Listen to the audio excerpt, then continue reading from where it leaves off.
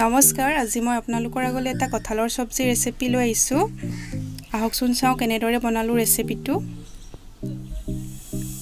এটা কেৰাহী পাতি দিছিলোঁ, তাতে দিছোঁ মই জোখমতে মিঠাতেলটো অলপমান বেছিকৈ ল'ব লাগে কঁঠালৰ চব্জিত।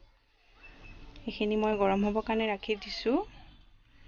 গৰম হৈ অহাত ইয়াতে দিছোঁ মই কাটি ৰখা এটা পিঁয়াজ, লগতে আছে 2 কিলোমান তেজপাত। এইখিনি মই অলপ সময় লৰাই ভাজি লৈছোঁ।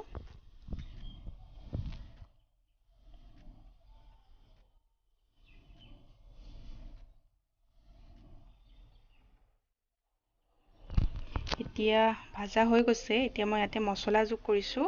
মছলাৰ ভিতৰত লৈছোঁ মই গোটা জিৰা, গোটা জালুক, নহৰু, আদা, অকণমান পিঁয়াজ, 2টামান শুকান জলকীয়া, গোটেইখিনি মই পেষ্ট বনাই লৈছিলোঁ।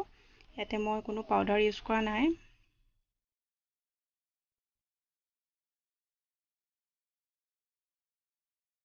এইখিনি অলপ সময় লৰাই ভাজি লৈছোঁ।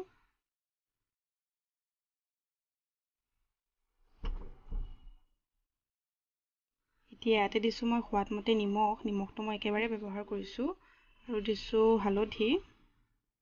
এতিয়া এইখিনি মই অলপ সময় লৰাই ভাজি লৈছোঁ।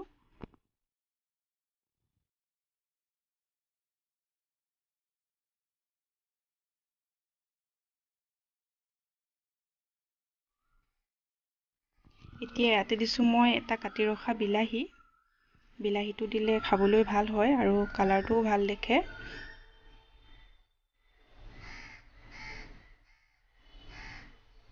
বিলাহীটো জহিবৰ কাৰণে মই এতিয়া ঢাকনখন অকণমান টাইম লগাই দিছোঁ, 2 মিনিটমান।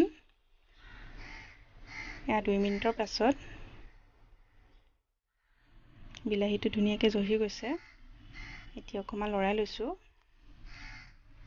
এতিয়া ইয়াতে দিছোঁ মই বইল কৰি থোৱা কঁঠালখিনি। মই বইল কৰোঁতে অকণমান হালধি আৰু অকণমান নিমখ দিছিলোঁ, আৰু মই দিছোঁ 2টা হুইচেল দিছিলোঁ। 2টা হুইচেল দিওঁতে ধুনীয়াকৈ সিজি গৈছে কঁঠালখিনি। ইয়াতে মই আলু ব্যৱহাৰ কৰা নাই, আলু দিব বিচাৰিলে দিব পাৰে, মই আলু দিয়া নাই। গোটেইখিনি ধুনীয়াকৈ মিক্স কৰি দিছোঁ। ইয়াতে দিছোঁ অলপমান মই মিট মছলা, 1 চামুচমানৰ সমান। এতিয়া গোটেইখিনি মিক্স কৰি দিছোঁ ধুনীয়াকৈ।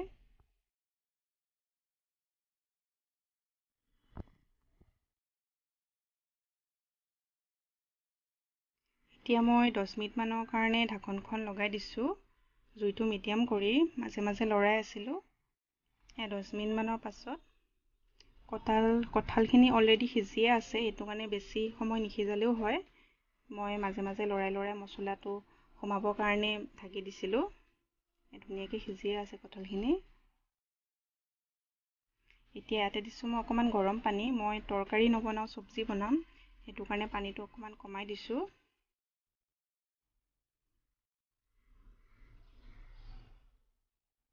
ধুনীয়াকৈ গোটেইখিনি মিক্স কৰি দিছোঁ।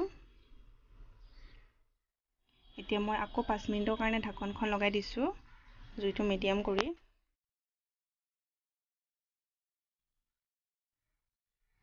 এয়া 5 মিনিটৰ পাছত দেখাইছোঁ। এয়া আমাৰ হৈয়ে গৈছে কঁঠাল। এতিয়া মই ইয়াতে তেনেকুৱা একো নিদিওঁ আৰু, কাৰণ লং, দালচেনি, ইলাচি মই সেই পেষ্ট বনাওঁতেই মছলাৰ লগতে দিয়া আছিলে। এতিয়া গৰম মছলা নিদিলেও হ'ব। খাবলৈ বহুত ধুনীয়া হৈছিল, সেইটো কাৰণে আপোনালোকৰ লগত শ্বেয়াৰ কৰিলোঁ। যদি ভিডিঅ'টো চাই ভাল পাইছে প্লিজ লাইক কৰি দিব, আৰু যদি নতুন হয় মোৰ চেনেলটো ছাবস্ক্ৰাইব কৰি দিব। আজিলৈ আহোঁ।